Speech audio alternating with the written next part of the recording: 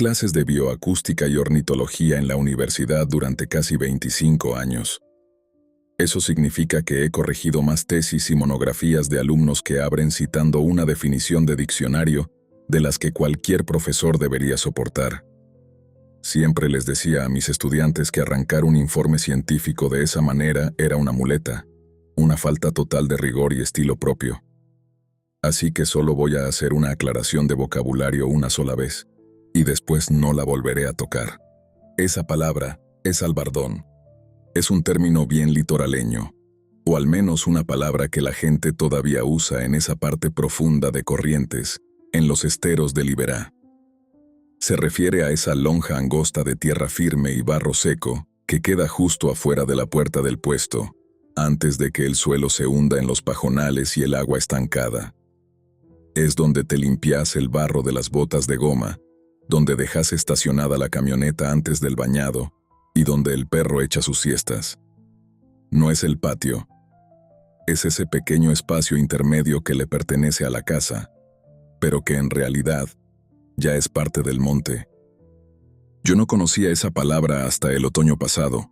Me la enseñó un viejo vaquiano llamado Braulio Gauna. Y para cuando cambió la estación, terminé pensando en ese pedazo de tierra seca más de lo que jamás pensé en una sola palabra en toda mi vida.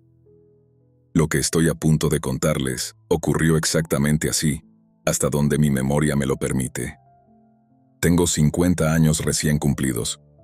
Me retiré de la actividad académica formal un poco antes de lo previsto, en parte porque mi matrimonio se había terminado hacía poco, y el departamento en Buenos Aires me quedaba inmenso, y en parte porque me ofrecieron un retiro voluntario decente.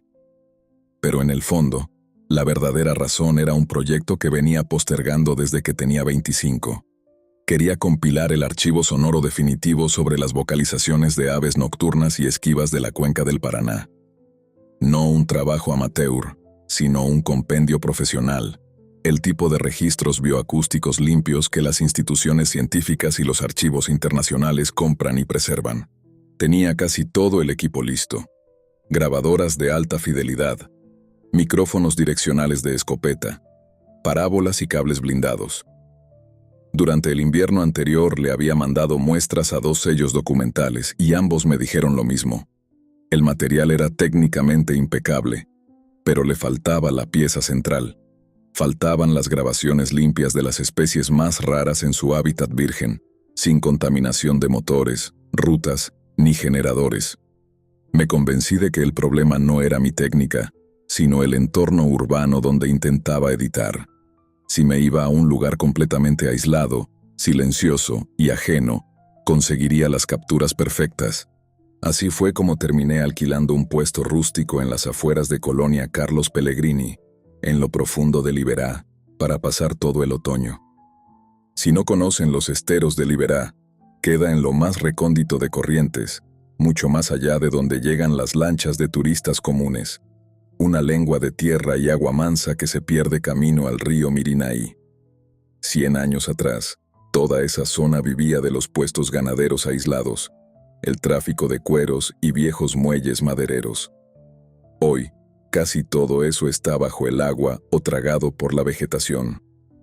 Cuando el estero baja, todavía se pueden ver los pilotes de quebracho asomando del barro como las costillas podridas de un animal gigantesco. La gente todavía pesca en canoa. Los embalsados, esas islas flotantes de juncos, camalotes y barro denso, se mueven con tanta lentitud que el paisaje nunca es idéntico 2 días seguidos. El monte de espinillos, sauces y curupíes baja apretado hasta la misma orilla del agua, oscuro y espeso. El suelo debajo de los árboles es blando, acolchado por décadas de hojas podridas y una greda negra que se traga el sonido de tus pasos. Es uno de los lugares más imponentes y hermosos en los que he estado. Y quiero dejar constancia de eso desde el principio, porque en un momento va a sonar como algo completamente distinto. Encontré el puesto por el contacto de un guardaparque. Era un antiguo refugio de puesteros que don Braulio había reforzado y techado para alquilarlo en temporada baja. Quedaba al final de una huella de tierra que voy a llamar el Camino de Paso Quemado, el cual se desprende de la ruta de Ripio varios kilómetros antes de llegar a la Laguna Grande. La huella corre entre el monte cerrado hasta que muere de golpe contra un brazo de agua. El puesto era la última construcción habitable del camino. Había otra tapera a 1 kilómetro hacia atrás, una casa de fin de semana abandonada que estaba con los postigos clavados con tablas para cuando llegué a finales de marzo. Más allá de mi cabaña no había nada, solo el agua y el monte. Y la vegetación se fundía con los bañados fiscales. Miles de hectáreas donde podías avanzar en bote o a pie, tanto como te diera el cuerpo sin salir jamás a un camino transitado. Braulio me recibió el día que llegué con la camioneta cargada de valijas y cajas de micrófonos. Tenía más de 70 años, la piel curtida por el sol del agua y manos pesadas de haber trabajado el campo toda la vida. Andaba con Chueco, un perro mestizo viejo, de pelo negro y hocico completamente blanco, que se me pegó a las botas de inmediato con esa confianza tranquila y ciega que tienen los animales viejos. Braulio me mostró cómo funcionaban los paneles solares para cargar mis baterías, cómo cebar la bomba del pozo de agua y dónde estaban las llaves de paso. Era un hombre seco, de pocas palabras, pero atento. Me señaló el espacio de tierra frente a la puerta y lo llamó el albardón. Le pregunté qué significaba. Me miró como si le hubiera pedido que me explicara qué es el pasto. Y así fue como aprendí la palabra. Hubo 2 cosas que me dijo ese primer día en las que no volví a pensar sino hasta mucho después. La primera fue sobre la señal del teléfono. En el interior del puesto no entraba nada, ni una sola barra.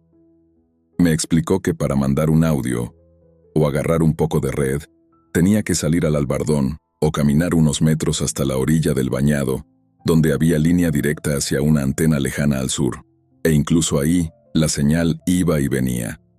Me lo dijo casi disculpándose, pero le contesté que estaba perfecto, que el silencio radioeléctrico y la falta de notificaciones eran la mitad del motivo por el que estaba ahí.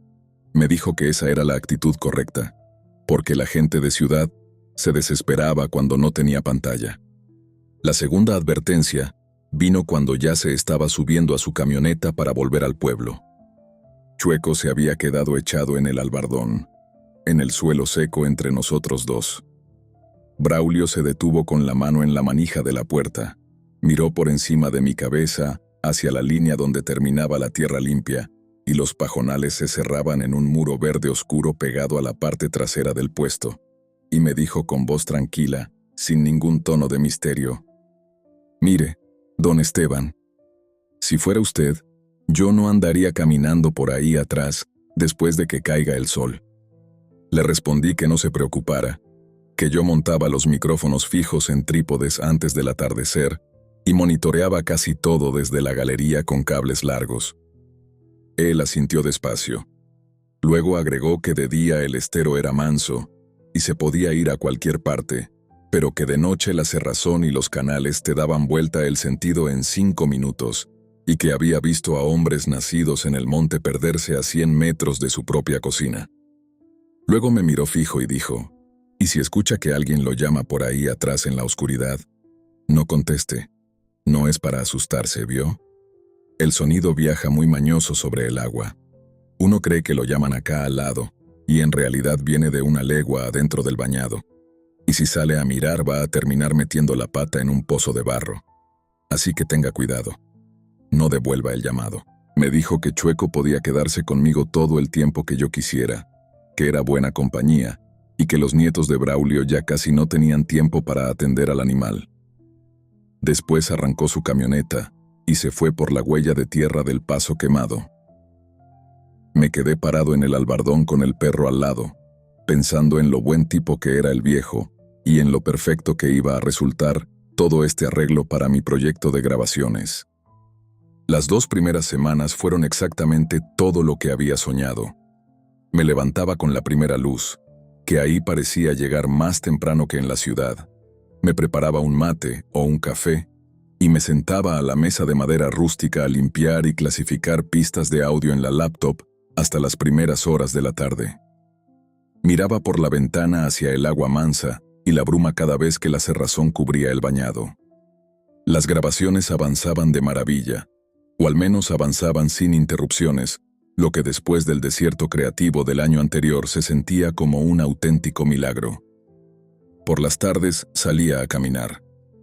La tranquera de acceso a la reserva provincial estaba cerrada al público general por mantenimiento fuera de temporada, pero se podía pasar a pie y recorrer las picadas entre los pastizales.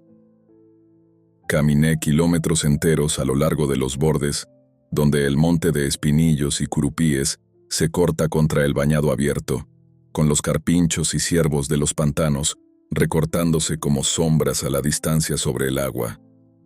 Chueco venía conmigo a todas partes.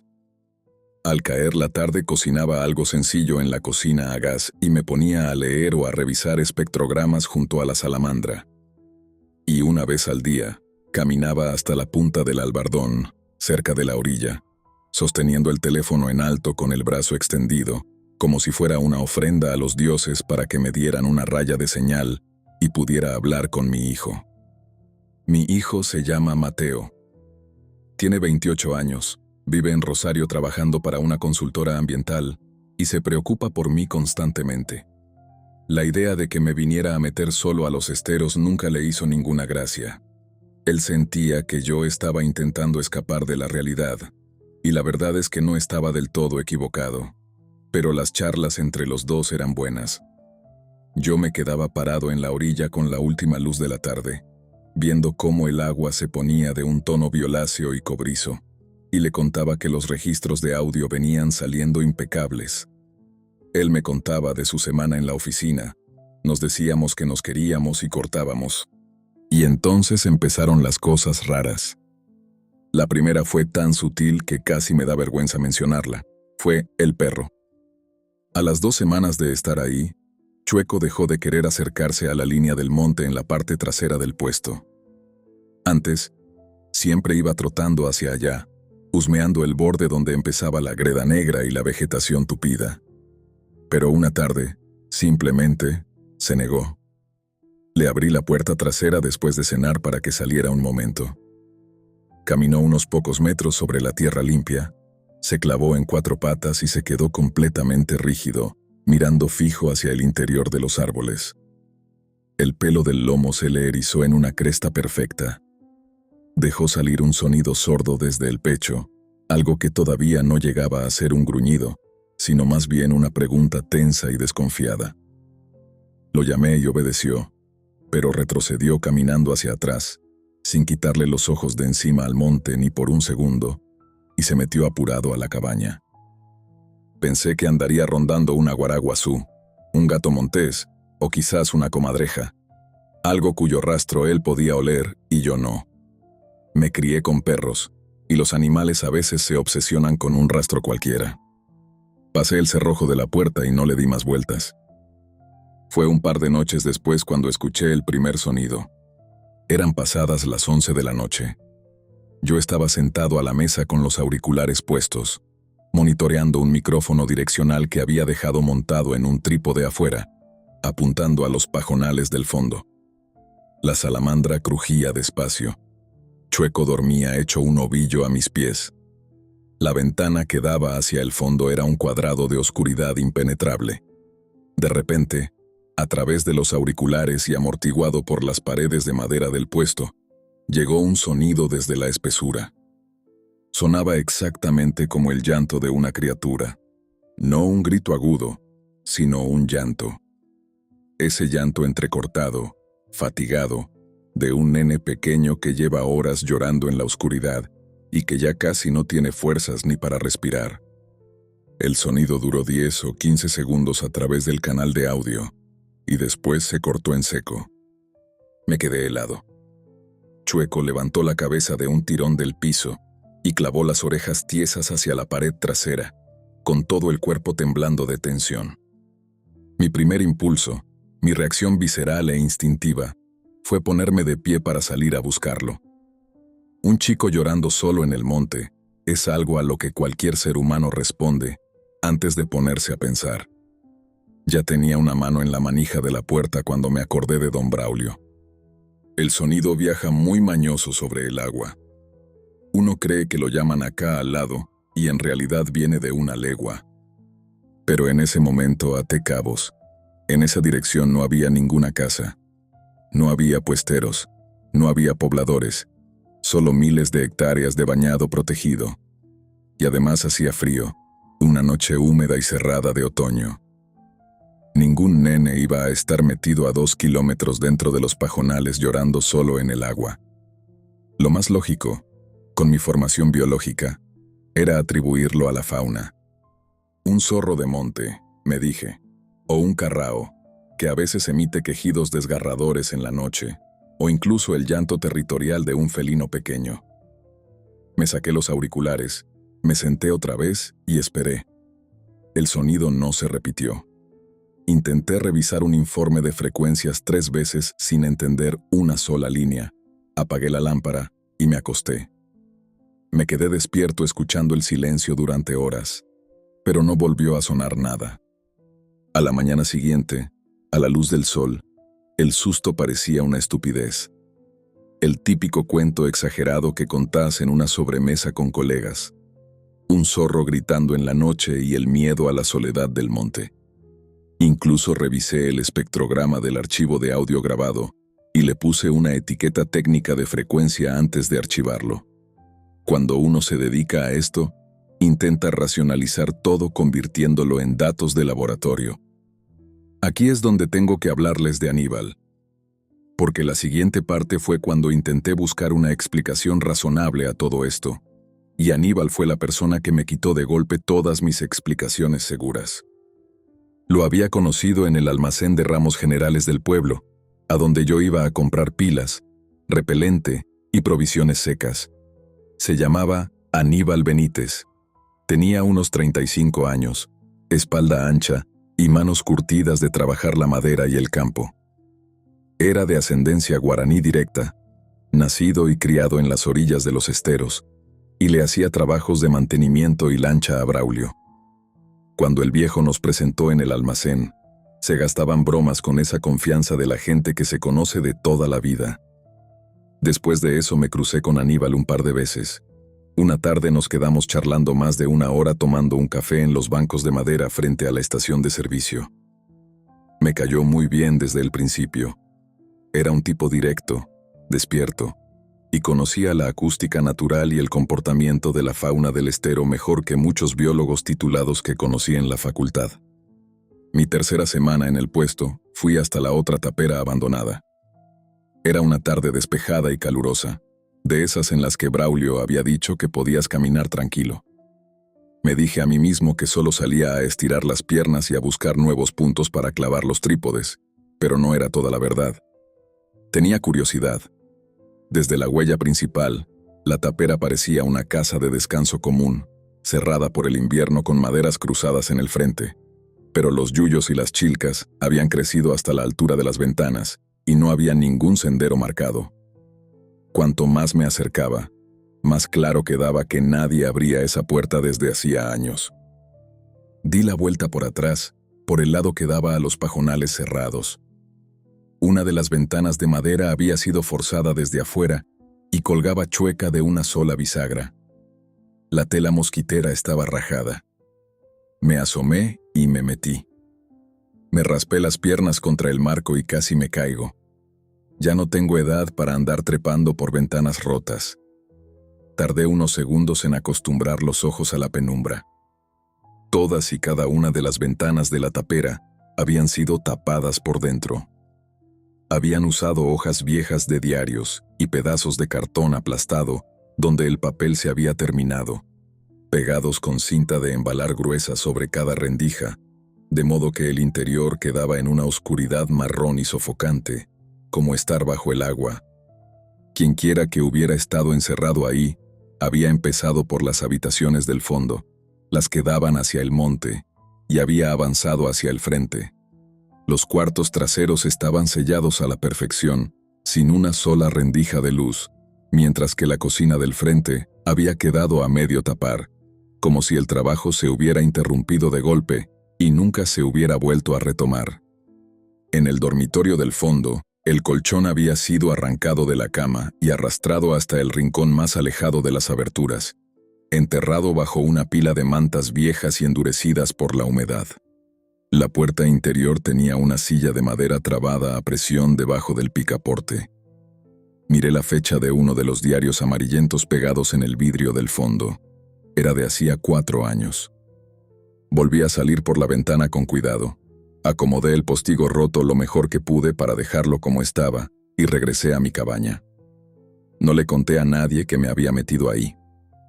Durante los 10 días siguientes, los sonidos empeoraron drásticamente y cambiaron de forma. El llanto de la criatura se repitió 2 veces en las grabaciones de madrugada. Pero una noche, muy tarde, registré la voz de una mujer saliendo de la espesura del monte. Y no sonaba para nada como si estuviera llorando. Eran 2 notas largas, una modulación cantada que subía y bajaba en un tono arrastrado y hueco, como un hola, hola, pero sin articular bien las consonantes. Puro aire y vibración gutural buscando una forma humana. Unas noches después de eso, estaba acostado en la cama y volví a escuchar el llamado. Esta vez podría jurar que sonó mucho más cerca, casi sobre el albardón, y esta vez tuve la certeza absoluta de que había articulado un nombre. Llamó usando esa misma estructura de 2 sílabas, moduladas con un tono que subía y caía. Y ese nombre, o al menos lo que mi cerebro a medio dormir llegó a procesar, fue mi propio nombre, Esteban. No voy a fingir que lo pronunció con total claridad.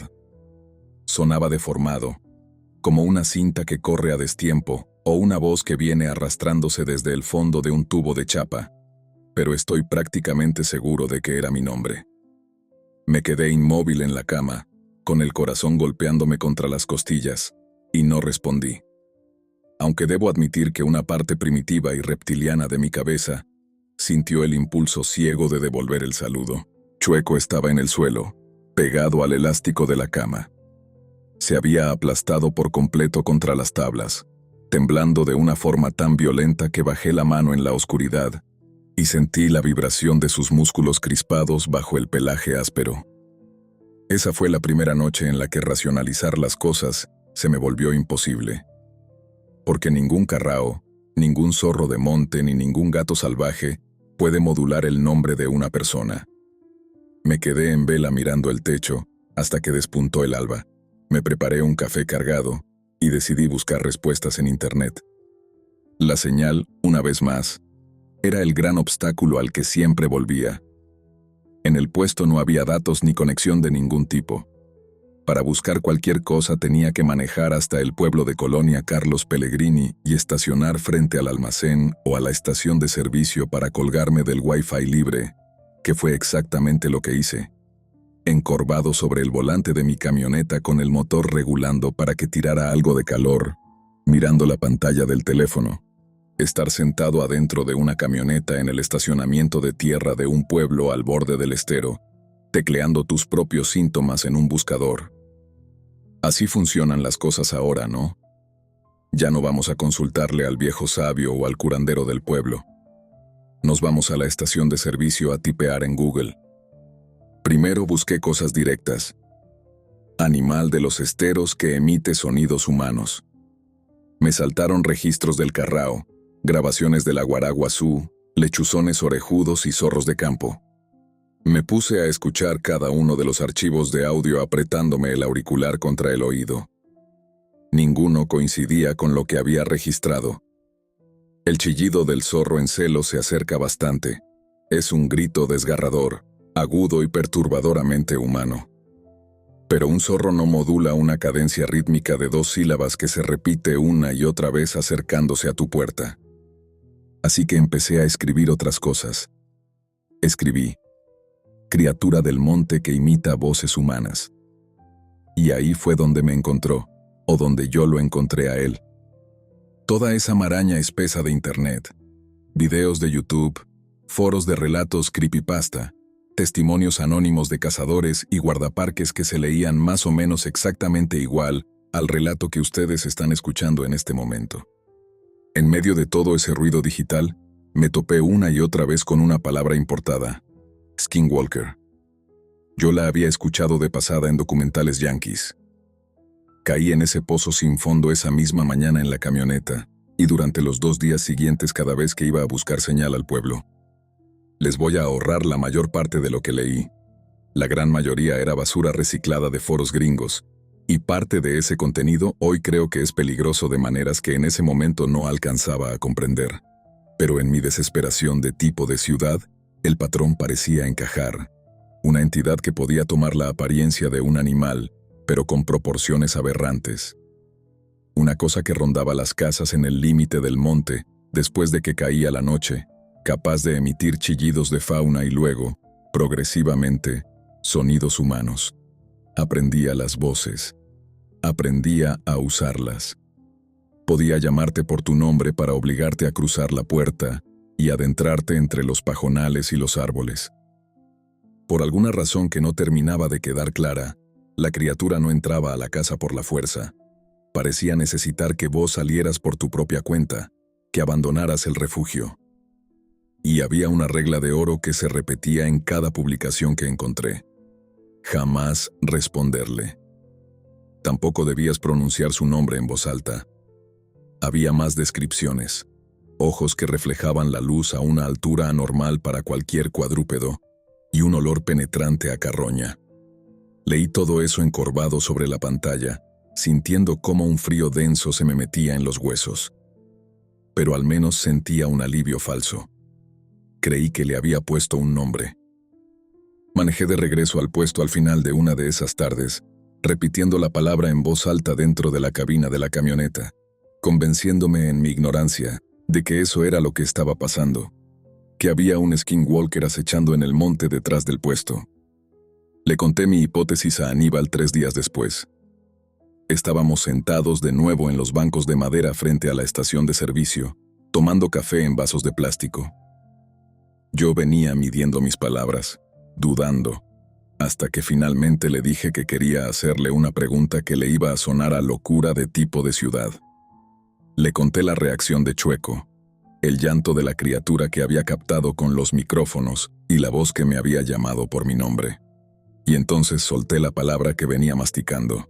Le dije que en internet decían que eso era un skinwalker. Aníbal estaba tomando un sorbo de café. Al escucharme, dejó el vaso de plástico sobre la madera y me clavó una mirada severa, sacudiendo la cabeza con lástima. No se rió. Una parte de mí deseaba desesperadamente que se me riera en la cara para hacerme sentir ridículo, pero no lo hizo. Me miró fijo a los ojos y me dijo con un tono muy bajo y pausado: «Mire que son ilusos los porteños cuando se asustan. Yo que usted me dejaría de joder con esa palabra, don Esteban». «¿Por qué?», le pregunté. «Porque esa palabra no es de acá», me contestó, mirándome con aspereza. «Eso es una cosa de los indios navajos del norte, en los desiertos del otro lado del continente. Es otra gente, con otra lengua, con sus propios secretos y cosas pesadas de las que ellos mismos no hablan. Tipos como usted o como yo no tenemos nada que andar manoseando términos de afuera solo porque los vimos en un videíto de internet». No estaba enojado conmigo, pero su voz tenía un filo cortante. Daba la sensación de que estaba harto de ver cómo la gente de ciudad intenta explicar la tierra con modas extranjeras. «Viene la gente de afuera para acá», continuó Aníbal. «Se pegan un cagazo en el monte a la noche, y la única palabra que tienen a mano para defenderse es una etiqueta gringa que le robaron de internet a los indios de Norteamérica. Y es una estupidez, no es suya, no es mía, y le aseguro que no pertenece a estos esteros». Le hice entonces la pregunta obvia. «¿Y qué es entonces, Aníbal? ¿Qué es lo que camina por estos bañados?» Aníbal bajó la vista, miró hacia la huella de tierra y suspiró hondo. «No me voy a poner a sentarme acá a darle un nombre de nuestra lengua para que usted vaya y haga exactamente lo mismo. Ponerse a buscarlo en el teléfono para jugar al investigador», dijo Aníbal con voz seca. «Pero le voy a decir una sola cosa. Estas tierras son viejas, más viejas que cualquiera de nosotros. Hay historias que me contaba mi abuela sobre las cosas que caminan por el bañado y los pajonales que yo no le voy a repetir, en parte porque no me pertenecen a mí para andar regalándolas, y en parte porque creo que andar regalándolas y nombrándolas es la forma en que estas porquerías toman fuerza. La gente repite palabras que no entiende y después no sabe cómo cerrarle la puerta. Se inclinó hacia adelante sobre la mesa, clavándome los ojos y bajando todavía más el volumen de su voz. Pero le voy a dar la parte que es puro sentido común. No hace falta haber nacido en Corrientes para entender esto. Si algo allá afuera en el monte empezó a llamarlo, no le conteste. No vaya a buscarlo. Ni se le ocurra alumbrar con linterna para intentar verle la forma. Y por lo que más quiera en esta vida, no se quede regalado en el albardón de noche, hablando fuerte por el teléfono, donde la cosa pueda escucharlo y aprender cómo suena su voz. Hizo una pausa pesada y remató. Esas cosas, llámelas como quiera, lo único que hacen es escuchar. Ese es todo su oficio. Escuchan, aprenden cada tono, y después lo usan en contra suya. Cuanto menos haya escuchado de usted, menos material tiene para armar el lazo. Si Aníbal tenía razón, yo ya había roto la única regla fundamental sin siquiera saber que existía. Y lo peor de todo es que no iba a entender la magnitud del error hasta que fuera demasiado tarde. Manejé de regreso al puesto después de esa charla con Aníbal completamente sacudido. Me afectó en especial la forma en que me había mirado, como si hubiera cometido una falta de respeto imperdonable, manoseando una palabra ajena que no me pertenecía. Y sentado ahí en la cabina de la camioneta tomé una decisión que hoy creo que me salvó la vida, aunque haya llegado a ella por las razones equivocadas. Decidí dejar de usar esa palabra, incluso adentro de mi propia cabeza. Acepté que yo no tenía ningún derecho a bautizar lo que andaba rondando.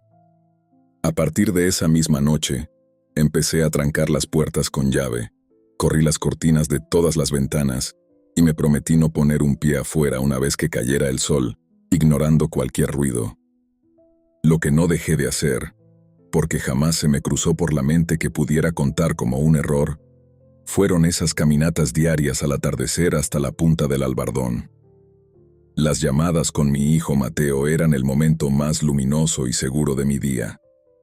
Así que seguí saliendo a cielo abierto junto al agua, levantando el teléfono, dejando que mi voz resonara sobre el bañado y se metiera monte adentro mientras decía su nombre. Le contaba sobre las grabaciones, le decía, «Te quiero, hijo», y cortaba. Seguí con esa misma rutina durante una semana y media más. En el puesto las cosas empeoraron a un ritmo alarmante después de aquella conversación frente a la estación de servicio. Lo primero fue el olor. 2 tardes después de hablar con Aníbal, abrí la puerta trasera para dejar que Chueco hiciera sus necesidades antes de dormir, y una bocanada nauseabunda me golpeó de lleno desde la oscuridad. Era una pestilencia densa, dulzona, a carne en descomposición, como el hedor de un carpincho muerto hinchándose al sol en una zanja, pero peor, mucho más penetrante, de esas que te cierran la garganta y te revuelven el estómago en el acto. Chueco se negó rotundamente a pisar la tierra. Cerré la puerta de golpe y el olor se disipó casi de inmediato.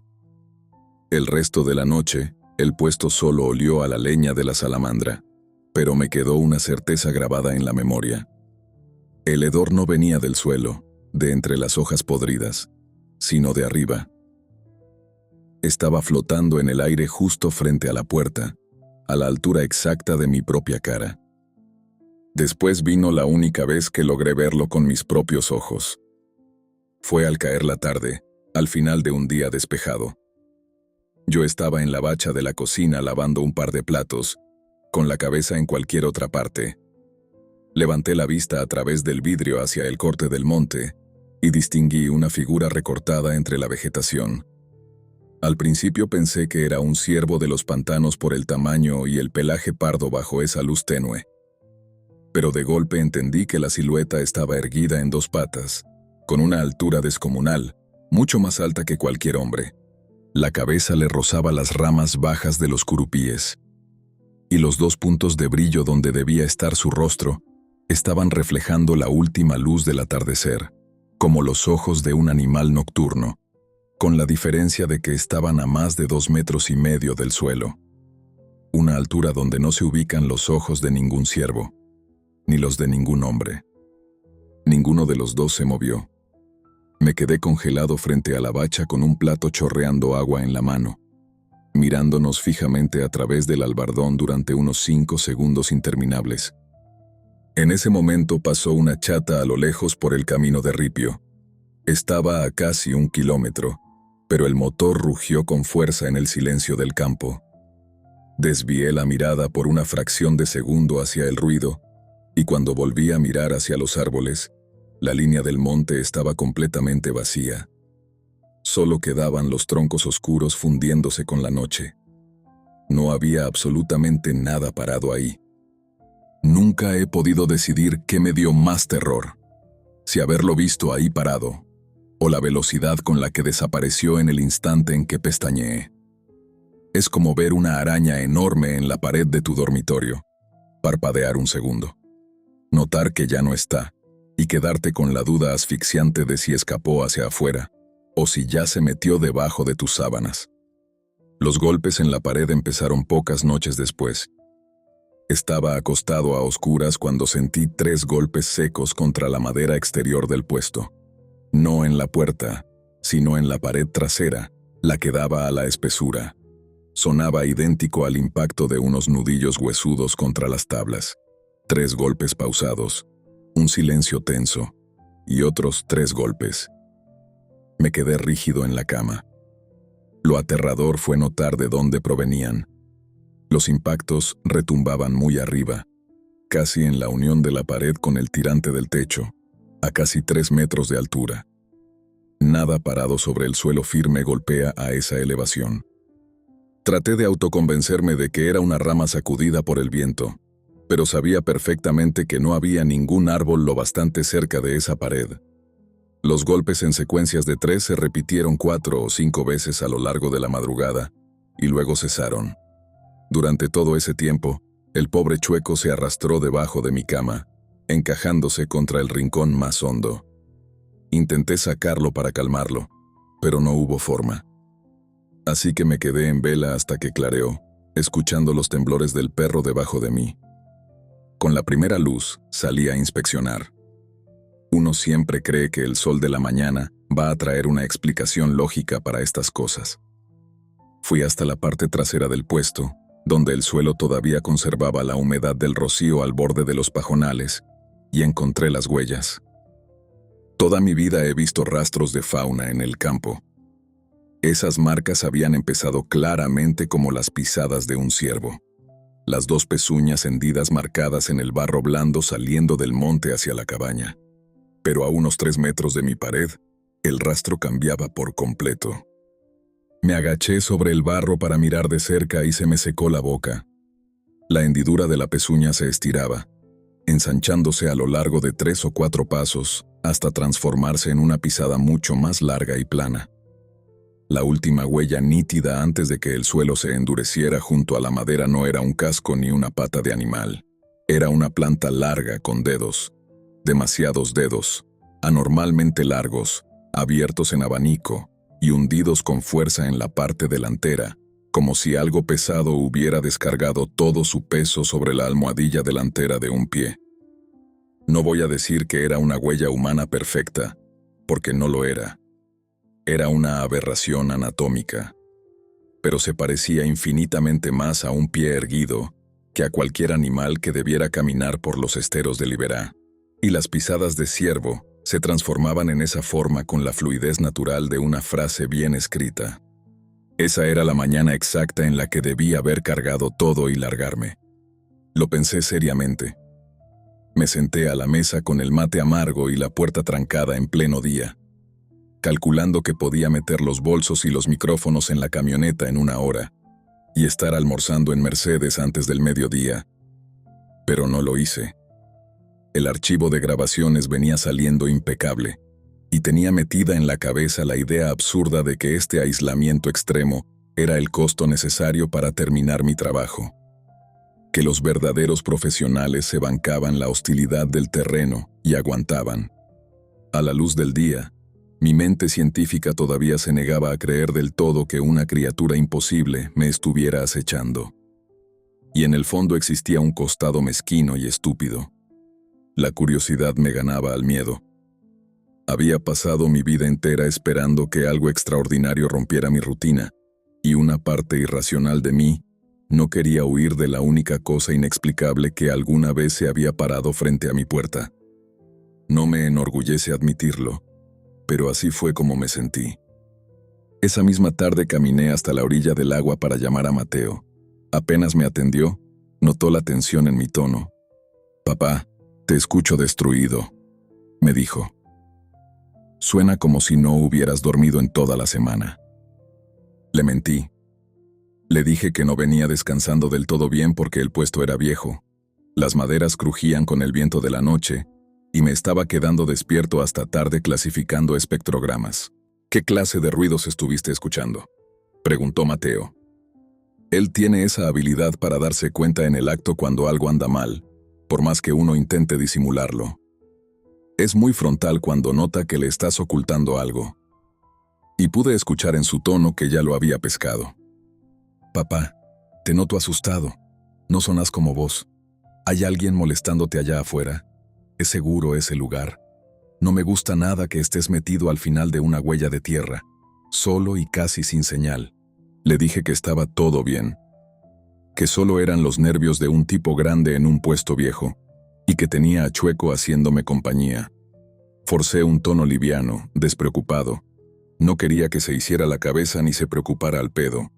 Me quedé ahí parado a cielo abierto, junto al agua mansa, diciendo todo eso en voz alta.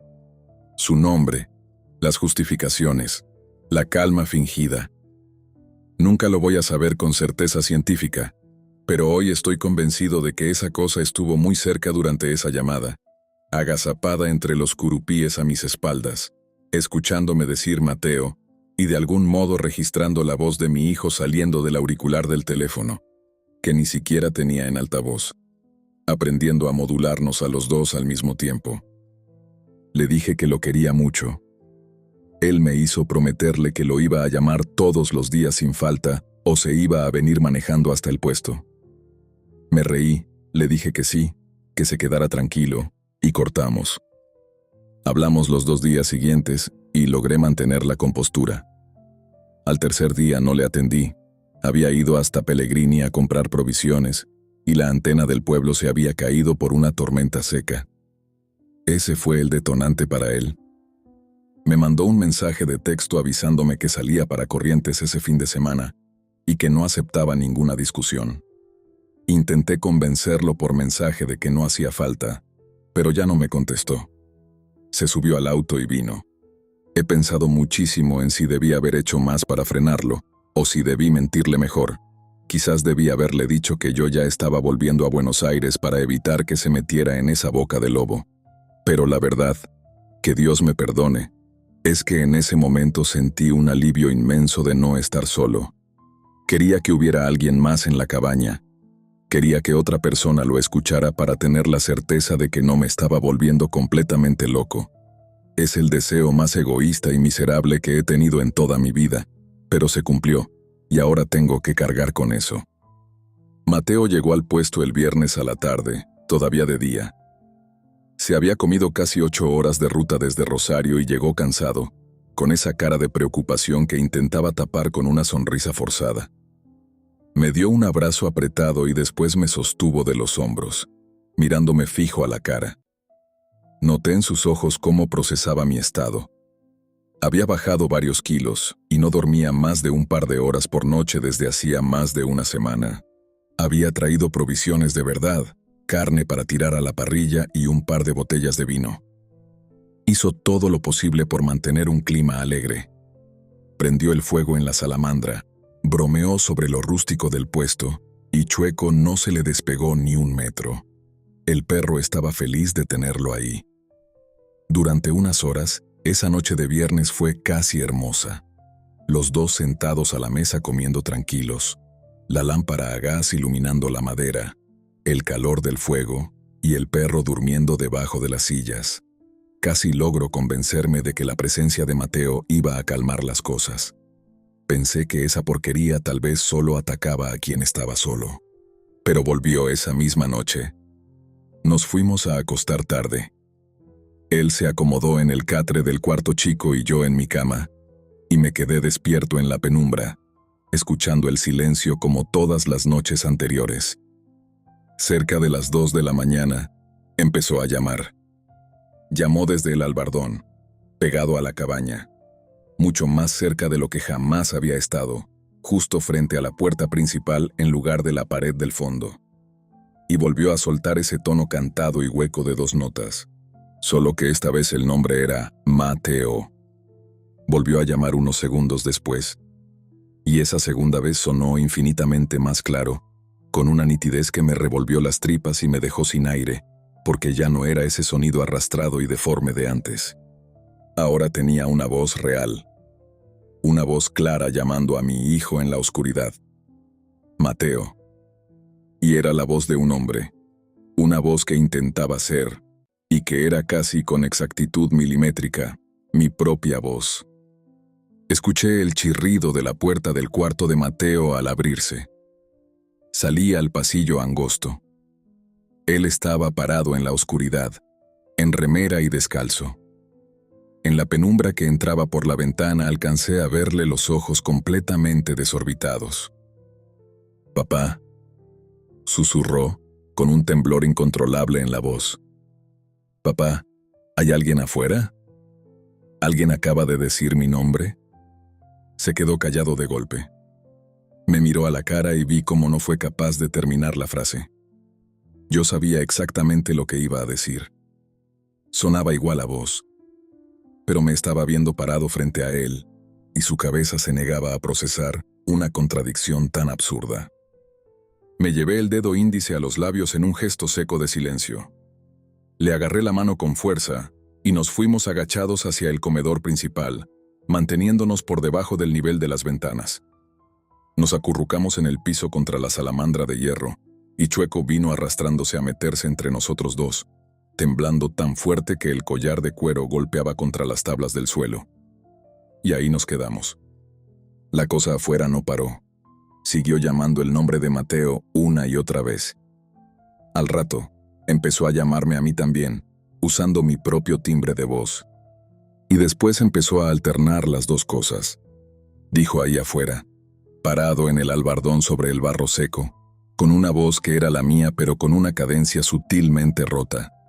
«Mateo, Mateo, vení acá afuera un segundo, hijo. Necesito que me des una mano con la camioneta». Mateo soltó un quejido ahogado contra mi hombro. Le apreté la mano con todas mis fuerzas, sacudiendo la cabeza en un no rotundo y desesperado. Él asintió rápido. Entendía perfectamente que no debía cruzar esa puerta, pero las lágrimas le corrían por la cara del puro terror. La cosa en el albardón tenía la voz exacta de su padre, y le estaba suplicando que saliera a la noche. Ninguna parte del cuerpo humano está diseñada para quedarse quieta sin reaccionar ante algo así. La agonía se prolongó durante lo que el reloj de la cocina marcó más tarde como casi 40 minutos, pero que a nosotros se nos sintió como el resto de nuestras vidas. Decía mi nombre usando la voz de mi hijo llamándome, «Papá, papá, vení, ayúdame». Y decía el nombre de Mateo con mi voz. Tenía calcadas mis pequeñas mañas al hablar, la forma en que le digo campeón, la cadencia exacta con la que le decía te quiero, loco al final de cada una de esas llamadas en la orilla del bañado. Nos escupía todo de regreso desde la oscuridad, reorganizado casi a la perfección. Es la cosa más perversa y obscena que escuché en toda mi existencia. Dos voces que se aman tanto en este mundo saliendo de una sola boca invisible en el albardón, turnándose para pedirnos a cada uno que saliéramos hacia el otro. Y ahí fue donde me quebré por completo. Ahí fue donde entendí con una lucidez espantosa qué era lo que estaba pasando y de dónde había sacado todo su material. En un momento dado, esa cosa soltó con mi voz la frase exacta que le había dicho a Mateo por teléfono 3 o 4 tardes atrás. Parado junto al agua, le había dicho, «Estoy bien, loco. Son solo los nervios de un tipo grande en un puesto viejo». Palabra por palabra, La repitió hacia la noche con mi propio tono, mi respiración y mi volumen. La misma frase que yo había pronunciado al aire libre con los curupíes y los pajonales a mi espalda. Supe con total certeza que había estado ahí en cada llamada. Había permanecido agazapado en el monte a solo un par de metros de mí, escuchándome regalarle la voz de mi hijo y la mía noche tras noche. La única regla que Aníbal me había dado frente a la estación de servicio, la única que importaba, no dejes que te escuche. La venía rompiendo metódicamente todos los días desde antes de conocerlo. Cerca de la hora en que el cielo empezó a virar del negro cerrado al gris plomizo de la primera claridad, la voz finalmente se apagó. Pero no nos movimos. Nos quedamos sentados en el piso junto a la salamandra, apretando al perro y sosteniéndonos el uno al otro hasta que la luz en las ventanas fue luz real, pleno amanecer, y a lo lejos se escuchaba el canto matutino de los chajás sobre la laguna. Un sonido que en ese instante se sintió como el mayor consuelo del planeta. Recién entonces me puse de pie, con las piernas entumecidas que apenas me respondían. Fui hasta la ventana delantera y miré hacia el albardón. Había caído una helada temprana. La escarcha cubría los pastos bajos. Y en la escarcha, sobre la tierra seca y pisoteada justo enfrente de la puerta donde la cosa había estado parada llamándonos, estaban las huellas. Esas pisadas largas, abiertas, con dedos deformes. Docenas de ellas superpuestas unas sobre otras en un barrial revuelto, como si algo pesado hubiera estado balanceándose de un lado a otro durante horas. Venían del corte de los pajonales y volvían directamente hacia los pajonales. Esa era la única dirección de ida y vuelta. Me quedé mirando las marcas a plena luz del día con mi hijo parado detrás de mí. Nunca en toda mi vida había estado tan agradecido de sentir frío, agotamiento y estar vivo. Nos fuimos antes de que pasara una hora. Tiramos las cosas adentro de las camionetas a las apuradas, sin ningún orden. Mateo ya no discutía si lo que habíamos vivido era real o una sugestión. Había escuchado la voz de su propio padre llamándolo desde las tinieblas para que se metiera al bañado. No hay explicación científica ni paper académico que tape semejante horror. Me decía todo el tiempo: «Nos vamos, papá. Nos vamos ya. Súbite a la camioneta». Cargué a Chueco, mi bolso de ropa, y me da vergüenza admitirlo, la laptop con el disco duro de las grabaciones de campo, la única pertenencia que me aseguré de salvar. Dejamos casi todo lo demás, la comida en la alacena, la salamandra todavía tibia y las cortinas abiertas de par en par. Llamé a don Braulio desde la orilla cuando salíamos a la huella principal, con las manos temblándome tan fuerte que apenas podía sostener el teléfono. Ni siquiera sé si logré hilar 2 oraciones con sentido. Le dije que nos íbamos de urgencia, que alguien había estado rondando el puesto a la noche. Le pedí disculpas y le aseguré que le transferiría el alquiler completo del mes y un extra para cubrir cualquier molestia. Pero el viejo Braulio no me hizo una sola pregunta. Respondió con voz pausada, muy calma. «Está bien, don Esteban. Lo entiendo. Déjelo a Chueco en la tranquera de mi casa cuando pasen, y después agarren la ruta derecho para sus pagos. Vayan tranquilos con su hijo». Hizo un silencio breve y agregó: «A mí nunca me preocuparon los inquilinos que juntan las cosas y se van apurados. Los que siempre me dieron miedo son los que se quieren quedar a mirar qué hay». Cortó la llamada. Pasamos por supuesto. Le dejamos a Chueco, que todavía seguía temblando. Pobre animal. Braulio nos deseó buen viaje y nos fuimos. Mateo iba adelante en su auto. Manejamos hacia el sur todo ese día. Me acompañó por la ruta 14 hasta la altura de Entre Ríos, y ahí abrió camino hacia Rosario después de que le juré que me sentía lúcido para hacer el tramo final solo.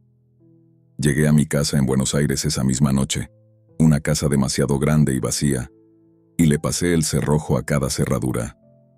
Ni me molesté en intentar dormir. No volví a pisar Corrientes ni los esteros, y a pesar de haber pasado meses convenciéndome de que debía terminar de procesar el archivo sonoro, no volví a abrir esos audios. Pero la cosa me encontró. Conservé las costumbres con las que volví del viaje: trancar las puertas al caer la tarde, la del frente, la de la cocina y la que da al patio interno. Correr las cortinas pesadas, dejar una luz tenue encendida en el pasillo y dormir a los sobresaltos. Me pasaba las madrugadas sentado a la mesa de la cocina con una taza y un libro que en realidad no leía.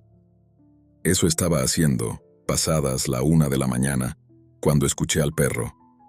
Estaba en la puerta de servicio que da al patio trasero. Sonaba exactamente como un perro desesperado por entrar para guarecerse del frío. Las uñas rascando la chapa baja de la puerta, un gemido agudo y corto cortado en seco, y otro raspón insistente. Yo conocía ese sonido de memoria. Lo había escuchado decenas de noches en el puesto de Liberá. Era Chueco después de hacer sus necesidades, pidiendo entrar para echarse al lado del calor. Con una sonrisa automática y aliviada me puse de pie. Crucé la cocina a oscuras y puse los dedos sobre el cerrojo antes de que mi cabeza alcanzara a procesar nada.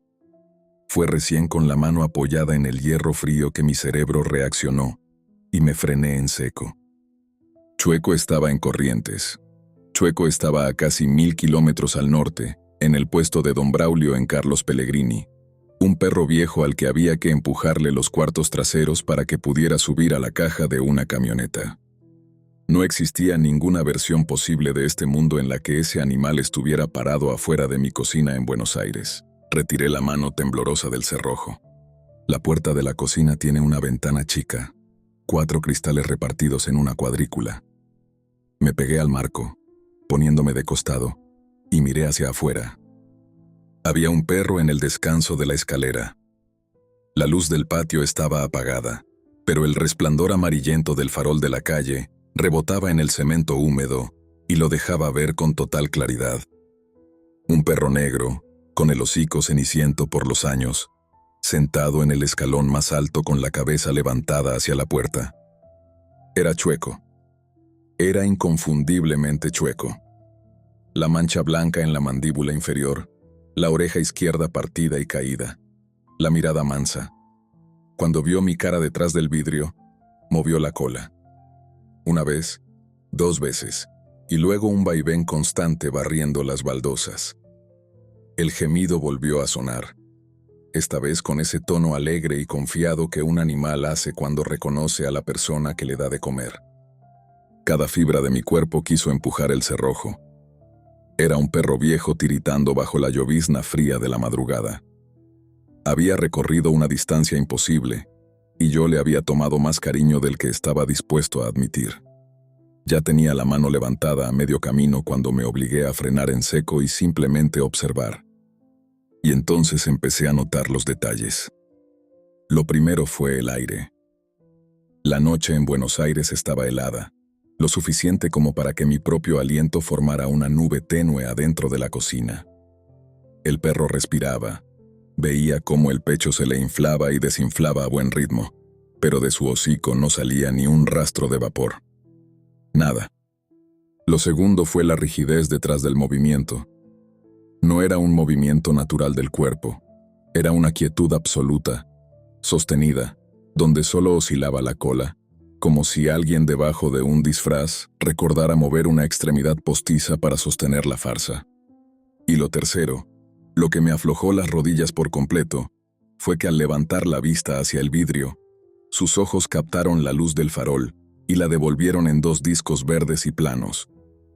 Pero no estaban en su cara. Esos 2 puntos brillantes flotaban en el aire, a casi medio metro por encima de la cabeza del perro. Un perro sentado en un escalón tiene los ojos a 30 centímetros del suelo. Aquellos ojos flotaban desconectados de cualquier anatomía visible. No tenían ningún sentido biológico. En ese instante, una corriente de aire frío se coló por debajo de la puerta y trajo el hedor. Aquella misma peste dulzona, densa, a putrefacción de bañado bajo el sol con algo todavía más nauseabundo escondido adentro. Inundó la cocina de golpe, obligándome a tragar saliva para no vomitar mientras la garganta se me cerraba por el asco. De pronto, el perro abrió el hocico. Lo que salió de ahí no fue un ladrido. Empezó como ese gemido afectuoso, pero en el medio la frecuencia se distorsionó, se volvió hueca, lejana, y por debajo del sonido del animal emergió otra voz. Se los juro por lo más sagrado, era la voz de don Braulio. La voz pausada y gastada del viejo puestero, diciéndome a través de la madera: «Ábrale la puerta, don Esteban. El animal tiene frío». No toqué la cerradura. Di 2 pasos largos hacia atrás, retrocediendo hacia el centro de la cocina donde caía la luz de la lámpara, y vi cómo el perro se ponía de pie. Apoyó las patas delanteras contra el vidrio de la puerta, solo que, al pararse, creció de una forma desmedida. Las patas se estiraron hacia arriba hasta quedar a la altura del pecho de un hombre alto, y sus ojos verdaderos, los ojos reales que brillaban en la oscuridad, quedaron nivelados exactamente con los míos a través del cristal. No parecía un perro parado sobre sus patas traseras. Parecía una masa viva y desproporcionada que se había plegado a la fuerza dentro de la forma de un perro y que, de golpe, se había cansado de sostener el molde, y ahí se quedó. No ladró, no volvió a raspar la madera ni a imitar ninguna voz. Se quedó inmóvil junto a la puerta, mirándome con esos 2 puntos verdes con una paciencia fría, absoluta. Yo tampoco me moví bajo la luz de la cocina. El reloj sobre la mesada pasó de la 1 a las 2 y de las 2 a las 3 de la mañana. No sé a qué hora exacta se fue. En un momento dado noté que el brillo ya no estaba en la ventana. Solo quedaba el reflejo débil de mi propia cara sobre el cristal oscuro. No me acerqué a mirar. Me senté a la mesa con la espalda pegada a la pared y la luz encendida hasta que el sol de la mañana iluminó la ventana. Esperé todavía 1 hora más antes de juntar el coraje para abrir la puerta trasera. Los escalones estaban vacíos. El patio conservaba la humedad intacta de la noche, excepto en el último escalón de cemento, donde el barro negro y pestilente había quedado revuelto y pisoteado en el punto exacto donde la cosa había estado haciendo guardia. Más allá del escalón, sobre las baldosas y la tierra húmeda del cantero, estaban las huellas. Y creo que a esta altura ya se imaginan cómo eran. Arrancaban como las pisadas de un perro, marcas redondas y nítidas de un animal que sube al trote. Pero a 3 metros de la escalera, alejándose hacia el fondo del terreno, el rastro mutaba. Se alargaba a lo largo de un par de zancadas hasta transformarse en aquellas huellas deformes, anchas y con demasiados dedos abiertos que había visto en Corrientes.